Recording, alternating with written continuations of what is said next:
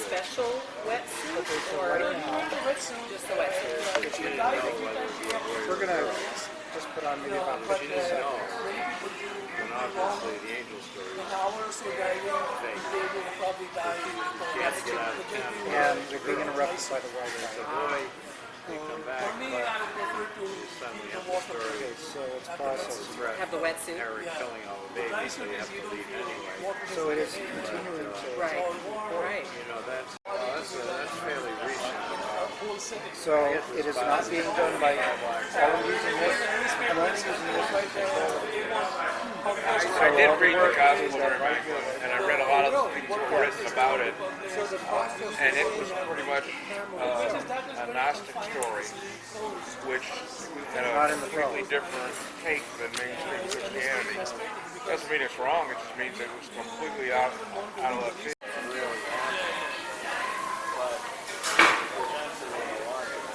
But like I said,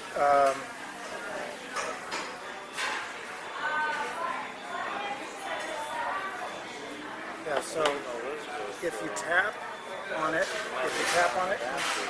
and turn, because right now it's recording. So anything you're seeing, someone else will see. But I don't know how you would put that on a two-dimensional thing. Well, that was what I did here with this, like the video. You can see it two-dimensionally, but you have the ability to manipulate the image so that you can see behind and front. What Tatiana's thought was a stage play, where you have action going on, but then you would need a microphone. I would think you need a microphone, and this is what Stephen was asking. Can you differentiate where the direction, where sound is coming from?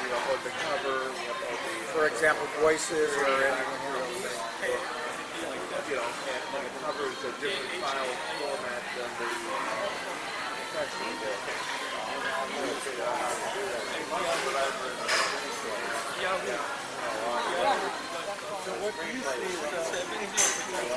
I don't know.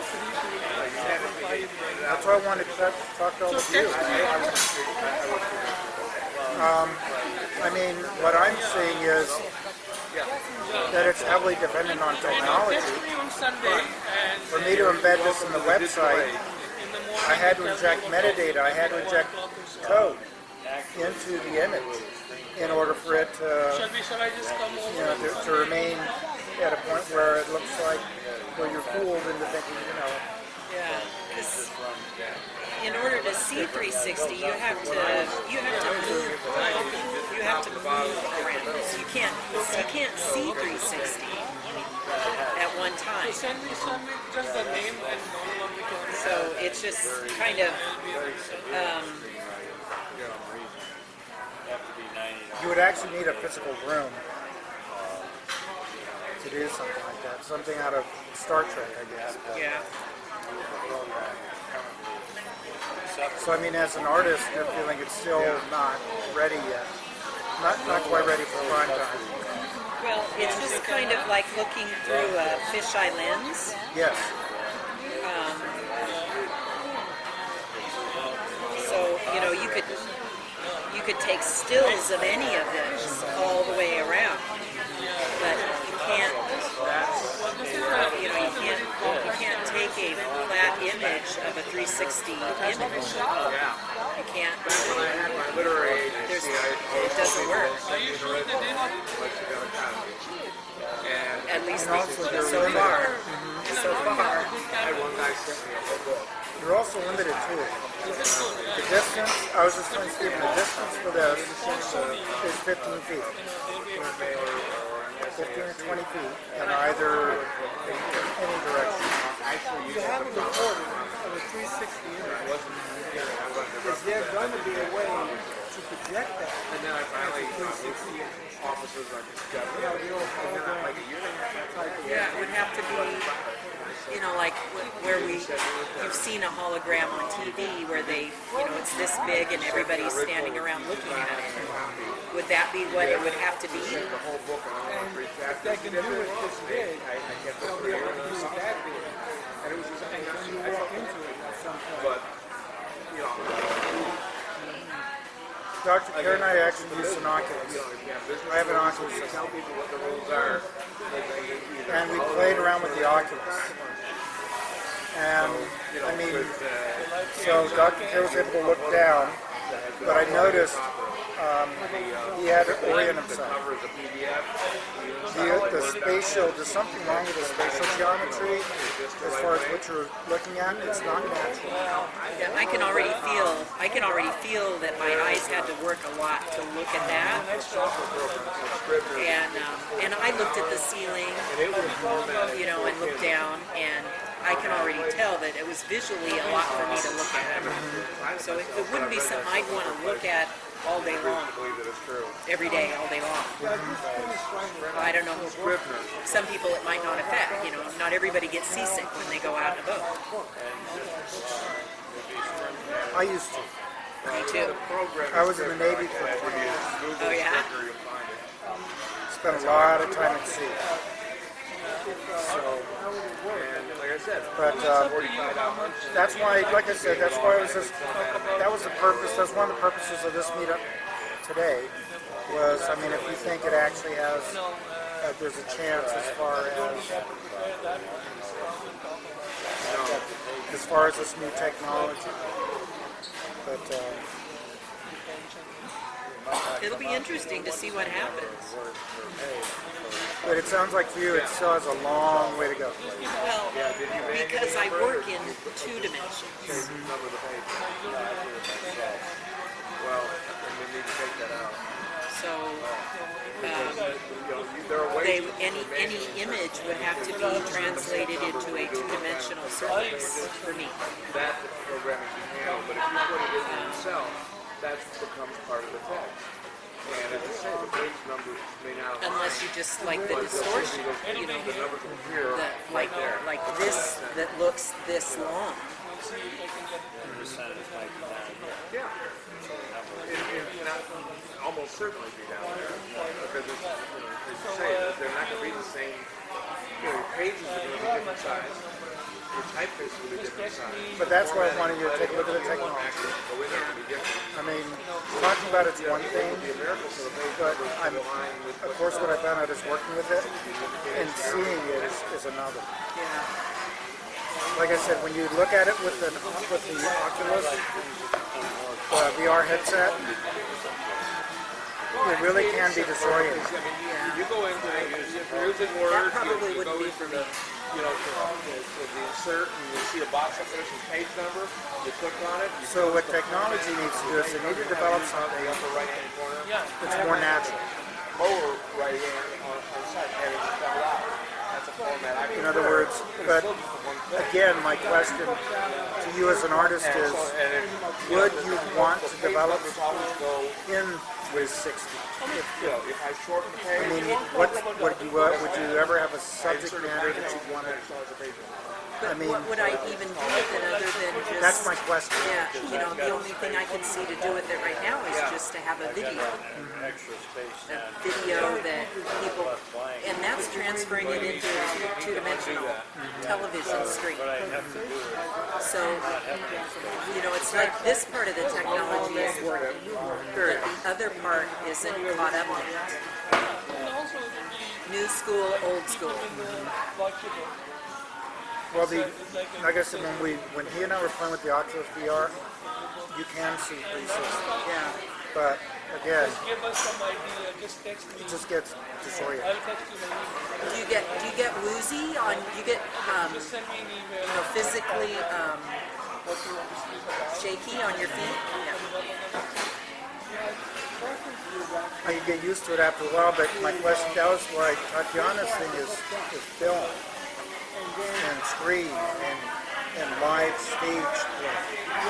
I mean, where I could see this happening for a stage play would be to provide that 360-degree angle so that as the actors are engaged, this is capturing all of that. And you could actually hang the thing upside down and reorient it when you present it. And Tatiana's interest was the audience reaction. But, again, wouldn't you still have some kind of, For grade. but again, wouldn't the focus still have to change?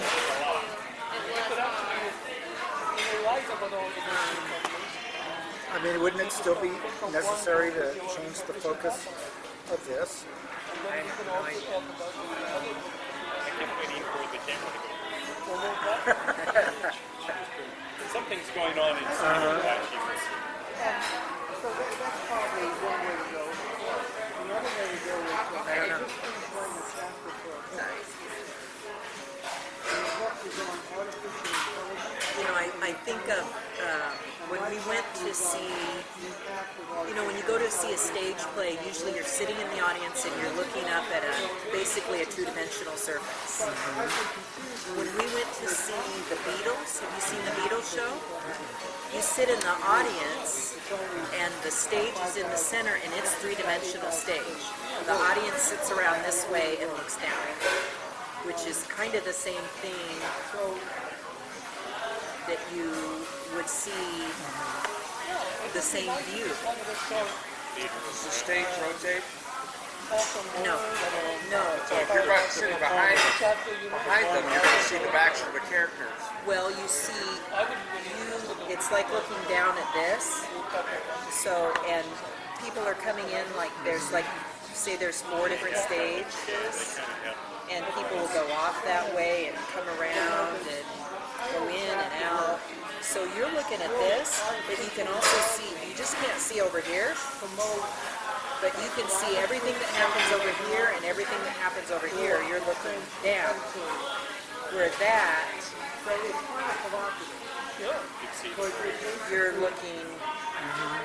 you're looking from the inside around this way and up. So it's kind of, it's the reverse of this. So real artificial intelligence creation. And I haven't got Michael involved in this yet. Did you meet Michael yet? No. Michael Placer, Hi, Michael. this is, Lisa. Hi, nice to meet you. Lisa's an artist, and her husband Dennis. And Dennis, you're more of a teacher? Retired teacher. But Michael's a screenwriter. So if anyone would know this, like, as far as Tatiana or anyone might have ideas about this, it would be Michael or Tatiana. Since this is their forte. But, yeah, like I said, I mean, you'll see an example of the technology when we're done tomorrow. Probably late tomorrow, but you'll see it. I'll provide a link on the site. And you'll have Tatiana's photos as well. So you'll have the opportunity to actually see the difference. It is actually, this is what I was telling Lisa. You're seeing 2 fisheye lenses. So each lens actually provides 180 degrees of coverage. So, but what this is doing is it is utilizing software. When we come up with the finished product, which is the video, the software is causing those to overlap. But it's finding the area of the overlap where it matches, where textures, everything else matches, to give you that illusion of 360 degree coverage. And that's up, down, left, right. Okay? But that's the idea behind this technology. But my question, like I said, my question has been, is this just going to be a fad? Or is it actually going to become, is there a possibility for this technology to emerge as a new entertainment medium? But could an artist like Lisa, who normally does things in 2 dimensions, I mean, would she benefit? Is there any way Lisa might be able to benefit from it in some way? But if so, what's the way? Yeah, but that's where I was thinking the way people paint in 2 dimensions is old technology. They need to come up with something other than 2 dimensions for me to transfer what I see. I need something new than just a flat canvas. So what's the next step for me? Because the reason why I'm also asking this is my sister, about 10 years ago, was working with an artist. It was a multi-million-dollar project in Hong Kong. And this artist is an electrical engineer. And what he uses skyscrapers to paint with light. And he was actually able to create a lot of what we see as far as photorealistic art on a skyscraper. And so, but that was some of the, and I guess it's considered, his work is considered some of the new fine art. But that's why I was wondering, if you might have ideas as far as where you might, if with this medium, if there is any hope, of a future for you, or if it just would be another toy to play with at a family event. I think photographers could certainly, they're the ones that are probably going to have to dig around in there and see how that works. But for me, it has to be transferred to 2 dimensions. So the 360 part is lost for me. Yeah, because the only thing I could see would be if you were to actually paint 180 degrees, 180 degrees. So now you're encapsulating someone in whatever world you Yeah, and how do you do that? Well, they have to be something that they walk into, but it would be huge. It would be huge. But, I mean, we seem to have become the society. Do you agree? There are some people who feel that this society, our society being now a global, it's become a global society, seems to sometimes be pulling away from the traditional and focusing on something else. In other words, where they're losing, and Micah was complaining about this, where you have kids nowadays that are losing the ability to write, from his perspective, as a screenwriter. Right. They can't write, and by writing he means, yes, they can complete a sentence, but it's the way that they complete the sentence. There are better ways to do it, and they don't know how to do it. It would be like an artist who's learned how to use 12 colors, and that's all they use. They don't combine color, they're just using 12 colors. Like 12 crayons. That's the same 12 crayons they're going to always have. Yeah, but contemporary is always what's on the edge for today. Maybe this is contemporary. Contemporary art is not old stuff.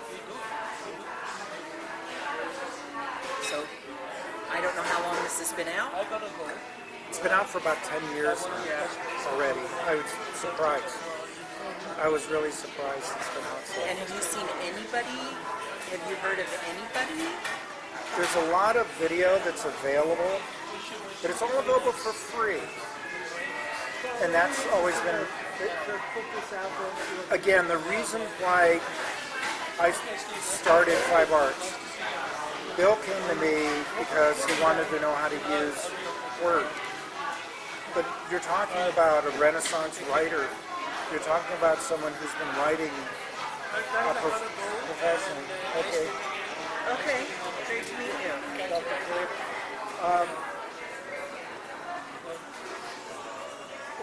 No, nothing.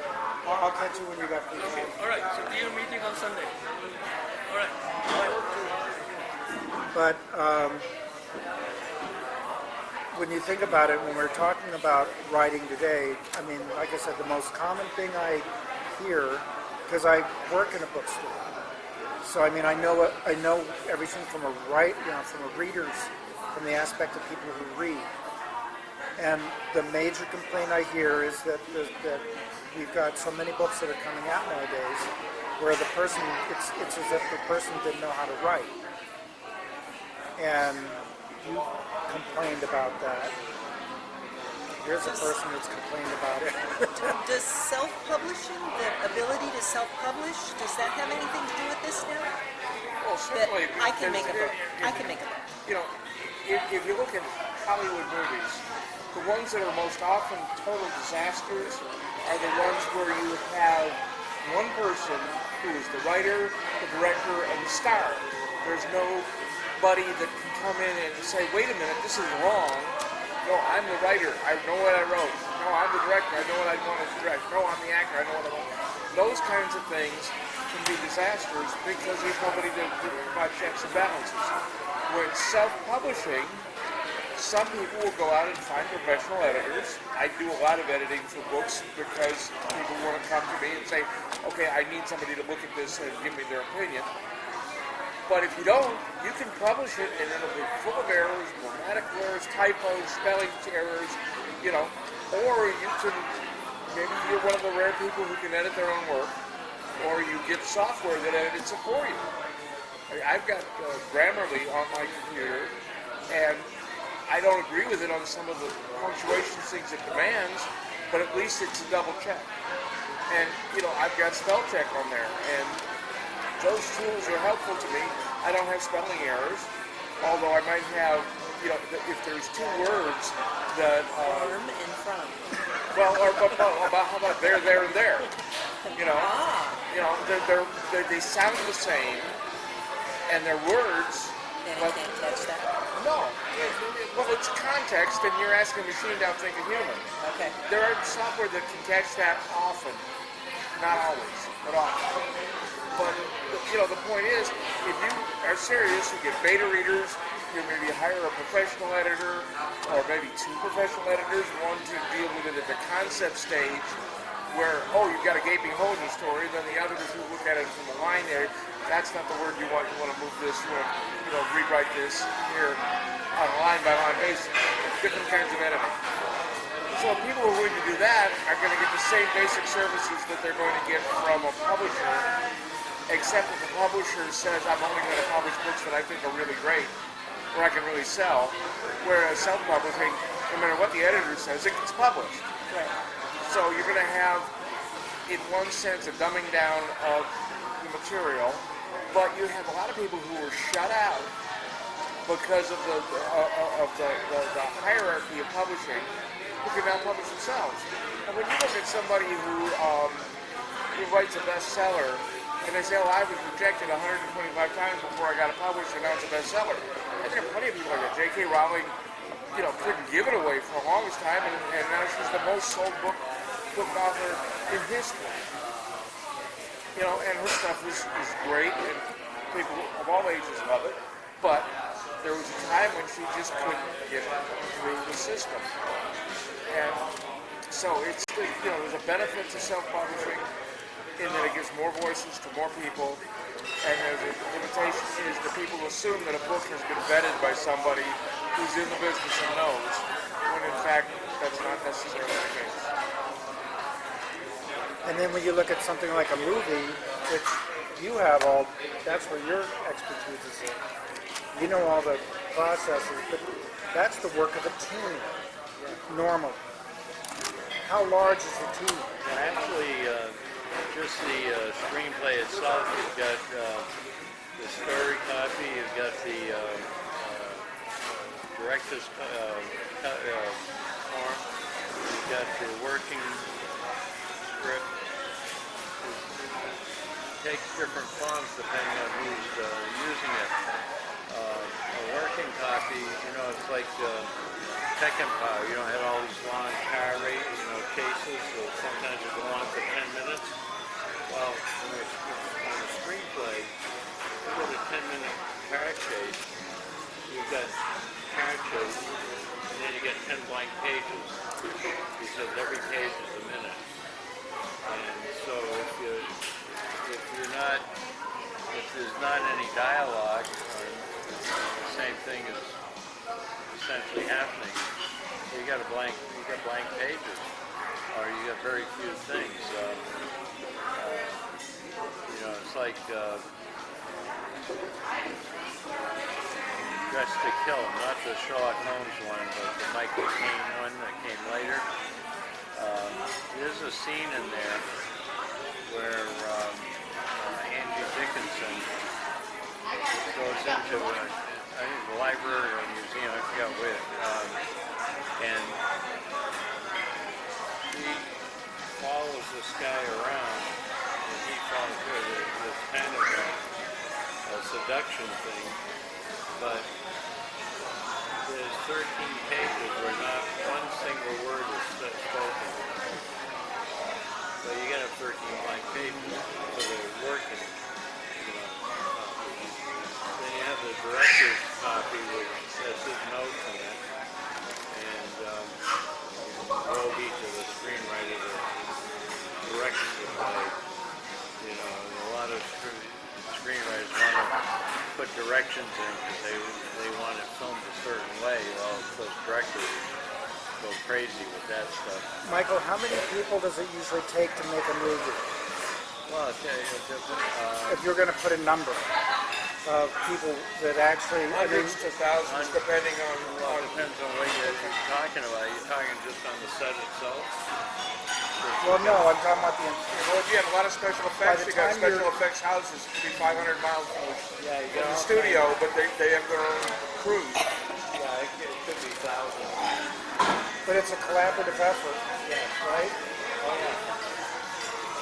yeah. And so, do you have a number of captains working on that? Is that Usually the original screenwriter just writes the story script. And after that, there's no more loses control after that.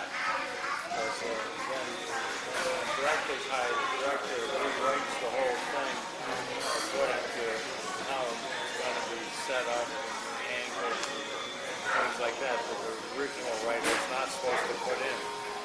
And then you have the working script, which mostly is a concern of the first assistant director who's, plotting out the technical thing. But it depends. Well, like you say, you've got special effects people that aren't even there. We got producers, we got all kinds of people that aren't even on the set too. And Some movies are done on the cheap. Rodriguez did his first Spanish language version of El Mariachi before they brought in, the name brand actors and all. He did that for $15,000 by kiting credit cards, and he had a very small crew because he couldn't pay people more than, he shot it in Mexico, so there were no unions, but there still weren't many people. It was all done, and then there's some of these found film versions like Cloverfield, where it's all done with a handheld to look like somebody's video camera. You don't need the same crew because you're not capturing sound often, or the sound's dubbed later, and you're not taking a lot of takes because it's not supposed to look smooth. but then you're also depending on artists like Lisa to create the still backgrounds, Yeah, right? right. Oh yeah, they actually depend on artists to create those certain backdrops to add that realism to whatever they're doing. Yeah. Sometimes you may not. There are certain films that have been made in the past where the backdrop needed to actually be not so realistic. So you needed an artist there to add that quality, that more of a surrealistic quality. You see that in Gone with the Wind, where they're doing, she's up against the sunset. It's a painted background.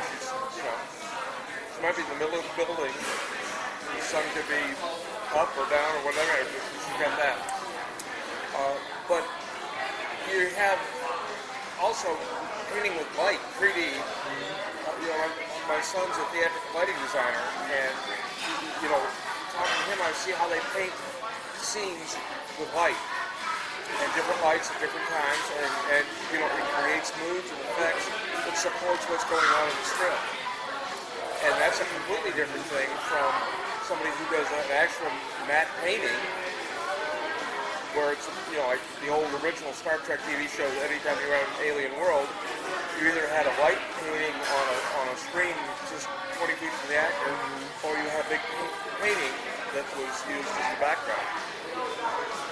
Yeah, Lisa, there are also a lot of examples of books that did not sell, but if they'd had, and the reason it was a self-published book, if the author had just bothered to even consult with an artist, that author probably could have sold more books.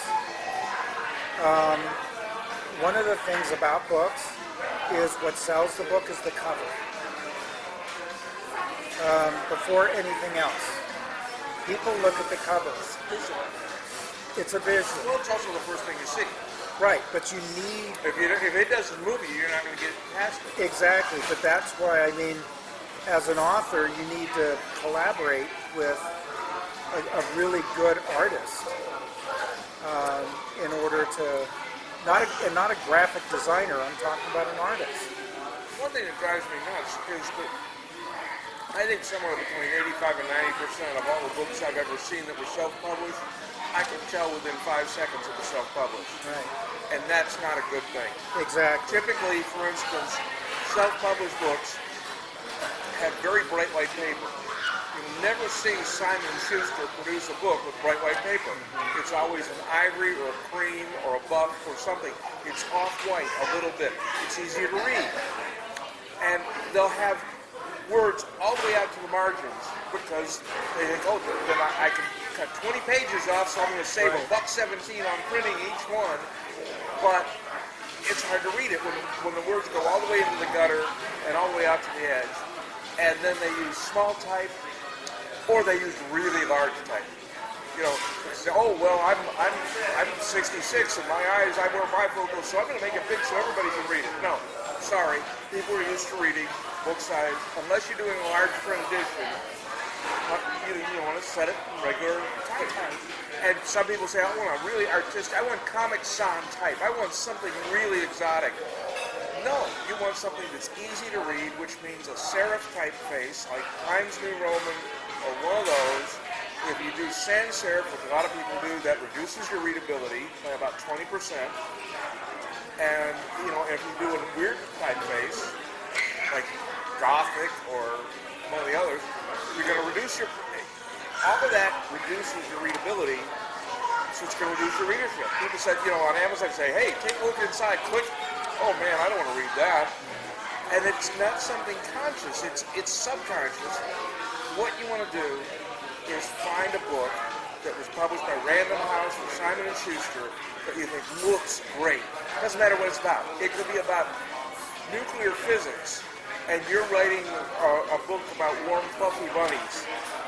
But if it looks right, that's what you want. And so you tell your book designer, the interior designer, I want it just like that. This book right here. Now for the cover, which you say is the first thing, again, I tell people find 5 covers that you really like. And then you tell the artist, I want this only different. Here's my storyline, make it relevant to my story, but I want it like this, like it's dark and spooky because it's metaphysical or paranormal, or it's bright with light because it's Christian and filled with hope, or whatever. Doesn't matter. If it's romance, you want soft pastel colors. If you want war, you want harsh colors, conflicting colors. But then you turn it over to the artist and say, do me up right. See, that's my question, though. Wouldn't it be better, rather than the author telling the artist what to do, than ask the artist? Hopefully, the artist would want to read what they've done, and then have the artist do a rendering of what they felt. Was the most prominent. I find you got to give the artist some direction, and then say, if you come up with a completely different concept concept, I'll look at that too. Because they'll do thumbnails at first. They're not going to do the whole cover. They'll do a thumbnail, give you a sense of it. But, you know, you don't want to handcuff them. But you also want to say, look, I've been reading this field. I've been reading science fiction for 50 years. I know how the cover trends have gone. I know what's selling now. You know, David Drake and David Weber are selling more science fiction than anybody, and here's what their covers look like.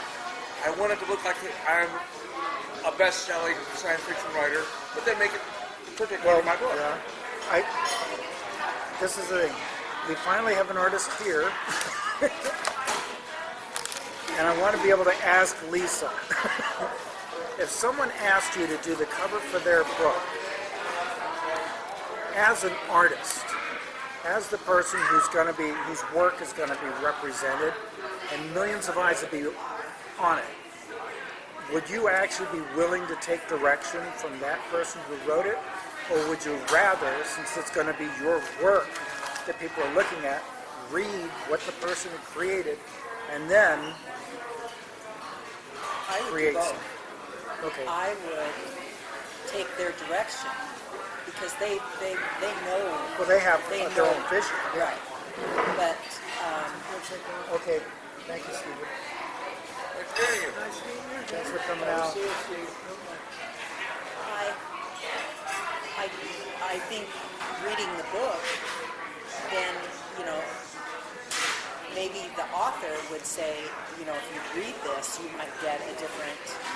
But this is my thinking. This is what I want. And depending on the artist, maybe they could come up with 2 or 3 or 4. Right. Typically, my understanding is when you go to a graphic artist, you can ask for 5 thumbnails. I don't know if I'd want to work with a graphic artist, though. I think I'd want to work with an You artist. use whatever term you want. I'm talking about. Because a graphic artist is generally going to be more commercial, whereas an artist is going to be someone Is your who book I feel could fine art? probably be. Is it fine literature or is it commercial? If it's commercial, if it's a detective novel, Right. if it's a police procedural, or Right. if it's a hard science fiction novel, it's got to look like it belongs. Right, but if it's a novel, a fiction, or just a work of If it's just, fiction, if it's I just, mean, I'd want to go to that artist, ask the artist to read it, and then see if that artist can come up with something visceral that would actually grab anyone who Yeah. But I don't know if just any artist, if they're not a big right, reader. right. It would If be I've never difficult. stepped foot in a library Exactly. before, you're going to have to tell me what you want. Exactly. And Yeah. I'll give you 2 or 3 Right. renditions. Ideas. Yeah. Yeah. But, you know, what you see out of your eye is the first, you know, it's the first thing you see. here, I've just got some covers. Like this is something I read this past week, and this is pretentious fine literature. You know, it is postmodern. It is hard to follow. But the cover shows what it's about. Okay, it's about this writer who wrote a story that had parroted it, and he got a stuffed parrot set it on his desk as inspiration. You know, There he is. yeah, so there he is. And then this one is a client of mine, and it's a period romance. You know, set in the 1890s. So he looks like somebody That came out of that time. exactly. Young woman, suffragette, she's a debutante. Her father's just gone bankrupt. She's got to marry well or go to work in a shirt factory or something It's like kind of that. photorealistic. Yeah. So that's a different kind, and then you got let's see. This is come on.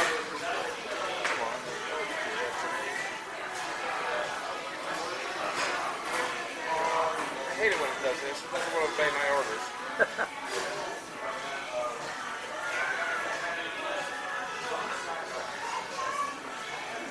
Come on. It's okay. I have the same problem with my stuff. Anyway, it's a science fiction trilogy. Get into it.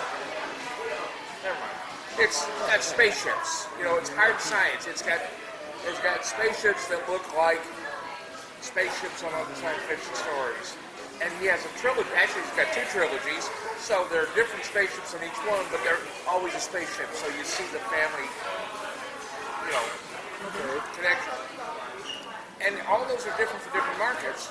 And if you're going the artistic route, then you get an artist because it's going to sell through word of mouth. It's going to be well reviewed because you're a Pulitzer Prize winner, so people are going to treat it with respect. But if you're in genre, you want the cover to screen the same but different. So the period romance is, you know, she's got to be in the clothes of the time and all that kind of, the background needs to look like that. Maybe even look like art books like at that time. The science fiction, if it's current, modern, it's got to be, you know, if it's weird esoteric science fiction, it's got to be a weird esoteric cover. If it's a hard technology science fiction with spaceships just battling one another for conquest of planets, you got to show that. And not, and some artists aren't going to be able to catch that. That's why, you know, I talk about graphic designers. You know, basically, it's people who can execute on that. I was hoping to get something from Dennis. Can I get input from you? I'm a good people watcher. I was most fascinated with like the screenplays. You know, you watch a movie on TV or on this, and the credits run for 10, 15 minutes. They play 2 or 3 songs thinking about how many people are involved. Yeah. I had a friend in college that actually went and built sets and stuff and went and scouted areas for things, and he said amazing how many people were involved in making a movie. Yeah, even with a cast of thousands, they're just a minority. Yeah, he learned to be a carpenter, and he'd take long drives to find the specific scenes. And Well, we've gotten to the point now where even movies you wouldn't think about having it have lots of CGI, you know, special effects, digital special effects, because they may be shooting in a blank room, and you think they're out under, you know, under the Brooklyn Bridge in New York, and they're in a studio in wherever, and more you see this because I saw a movie the other day, and you would not have known where it was shot, except it looked like a huge big city. It was shot in Mobile, Alabama. Well, I've been to Mobile, Alabama, and it's a nice little town, as cities go. It has a downtown with some skyscrapers that might be 10 or 20 stories high, but it's not New York. it didn't look like a city No. scene. And then, you know, one of my favorite movies, Moonstruck. And New York City is like one of the characters in that movie, and it was shot in Toronto. The whole thing was shot in Toronto because the Canadian government will give a break to, not to the stars, but to what they call below the line. The people who are in various unions and all that. The Canadian government comes and subsidizes that because it's a way of getting people to stay employed. So they will help you with that and bring it. The movie brings in millions of dollars worth of business, and they'll help you with that. Which is why so many TV shows are filmed in Vancouver now instead of LA, because it's gotten such a big place. Now lots of actors just can work full time in Vancouver working on 20 different shows. But you don't know it's Vancouver. It's interesting to find some TV series that mostly takes place in Kentucky, and then you find out it was all filmed in Santa Clarita, California. Oh yeah. 6 years of the show, and it had to be Kentucky. One of my favorite shows that went through 12 seasons was set in Washington, D.C. And it was you could tell it was done in L.A. because whenever they went out into the Virginia countryside, you could always see mountains. And not tree-covered mountains like in Virginia, but our kind of mountains. Yeah. And Tatiana, for you, you've done a lot of stage work, yes? What kind of production, about how many people does it take to do a stage play? With a production staff, everything else? You know, is it about, yes. Well, not just the actors, but everybody.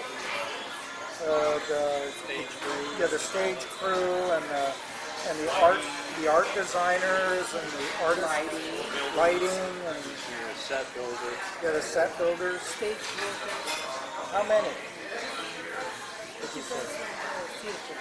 It depends on the theater. Sometimes one person can do several. Really? Okay.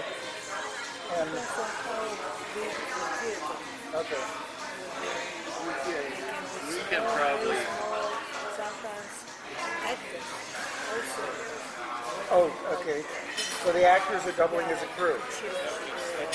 yeah, if you got A small part probably had to do 3 if other you got an equity production, will be to an actor that touches the prop, because the unions are so strong. But if you're not involved with, because I've been in equity place, and my first professional singing was in Fiddler on the Roof, where I was riding Nottingham. But anyway, you can probably do a local play, non-union, with maybe 8 or 10 other people besides the actors. You got a director, sometimes an assistant director. You got a couple of set people.